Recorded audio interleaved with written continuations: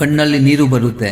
ಸ್ವಲ್ಪ ಸಮಯ ಮಾಡಿಕೊಂಡು ವಿಡಿಯೋ ಕೊನೆವರೆಗೂ ನೋಡಿ. ದಾಬಾಸ್ಪೇಟೆ ಬಳಿ ಇರುವಂತಹ ಎಷ್ಟೋ ಶತಮಾನಗಳ ಇತಿಹಾಸ ಹೊತ್ತ ನಿಜಗಲ್ ಬೆಟ್ಟ, ಶೂರಗಿರಿ ರಸಸಿದ್ಧರ ಬೆಟ್ಟ ಅಂತ ಕೂಡ ಪ್ರಸಿದ್ಧ. ನಮ್ಮ ದೌರ್ಭಾಗ್ಯ ಎಂತಹದು ಅಂದ್ರೆ ಇದೇ ಬೆಟ್ಟದ ಮಧ್ಯದಲ್ಲಿ ಮುಸ್ಲಿಂ ದರ್ಗಾನೂ ಇದೆ, ತುದಿಯಲ್ಲಿ ಮುಸ್ಲಿಂ ಮಂದಿರನೂ ಇದೆ, ಇನ್ನೂ ಜೀವಂತವಾಗಿ ಕೂಡ ಇದೆ. ವಿಚಿತ್ರ ಏನು ಅಂದ್ರೆ ನಮ್ಮ ಹಿಂದೂಗಳು ಕೂಡ ಅಲ್ಲಿಗೆ ಹೋಗ್ತಾರೆ, ಕೈ ಮುಗಿದು ಬರ್ತಾರೆ.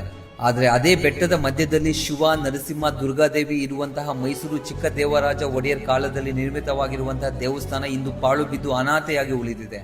ಅದು ಮಾತ್ರ ಯಾರ ಕಣ್ಣಿಗೂ ಬಿದ್ದಿಲ್ಲ. ಅಳಿಸಲಾಗದ ಇತಿಹಾಸ ಹೊತ್ತ ಬಂಡೆಗಳನ್ನು ಹತ್ತಿ ಇದೇ ತಿಂಗಳು ಫೆಬ್ರವರಿ ದಿನಾಂಕ 7ರಂದು ಶನಿವಾರ ನಮ್ಮ ತಂಡ ಈ ದೇಗುಲವನ್ನು ಸ್ವಚ್ಛ ಮಾಡಿ ನಮ್ಮ ಹಿರಿಯರು ಕೊಟ್ಟ ಪರಂಪರೆಯನ್ನು ಉಳಿಸಲು ಹೋಗ್ತಿದ್ದೀವಿ. ದಯವಿಟ್ಟು ಪ್ರತಿಯೊಬ್ಬರು ಈ ವಿಡಿಯೋವನ್ನು ಆದಷ್ಟು ಶೇರ್ ಮಾಡಿ. ಬನ್ನಿ, ಒಂದು ದಿನ ಸಮಯ ಕೊಡಿ, ಒಂದು ದಿನ ಶ್ರಮ ಮಾಡಿ, ಒಂದು ದಿನ ನಮ್ಮ ಧರ್ಮಕ್ಕಾಗಿ ನಿಲ್ಲಿ. ಇದು ಕೇವಲ ಕಣ್ಣಿಗೆ ಹಸಿರು, ಮನಸ್ಸಿಗೆ ಶಾಂತಿ ಕೊಡುವ ಸುಂದರವಾದ ಬೆಟ್ಟ ಮಾತ್ರ ಅಲ್ಲ. ಶತಮಾನಗಳ ಹಿಂದೆ ರಾಜರು ಭಕ್ತಿ, ಸಂಸ್ಕೃತಿ, ಐತಿಹಾಸಿಕ, ಧಾರ್ಮಿಕ, ಸಾಂಸ್ಕೃತಿಕ, ಶೈಕ್ಷಣಿಕ, ರಾಜಕೀಯ, ಸೈನಿಕ ತರಬೇತಿಗಳಿಗಾಗಿ ಸ್ಥಾಪಿಸಿದ ಭವ್ಯ ಕೋಟೆ ಇದು. ಆದ್ರೆ ಈ ದಿನ ಪೂಜೆ ಮಾಡೋ ಜಾಗದಲ್ಲಿ ಸಾರಾಯಿ ಬಾಟಲಿಗಳು, ಭಕ್ತರು ಕೂರೋ ಜಾಗದಲ್ಲಿ ಗುಟ್ಕಾ ಗಾಂಜಾ ಪ್ಯಾಕೆಟ್ಗಳು. ಪ್ರತಿದಿನ ನೂರಾರು ಜನರು ಪ್ರಕೃತಿ ಸವಿಯೋಕೆ ಇಲ್ಲಿಗೆ ಬರ್ತಾರೆ. ಫೋಟೋ, ರೀಲ್ಸ್, ಮೋಜು ಮಸ್ತಿ ಎಲ್ಲವೂ ಆಗುತ್ತೆ.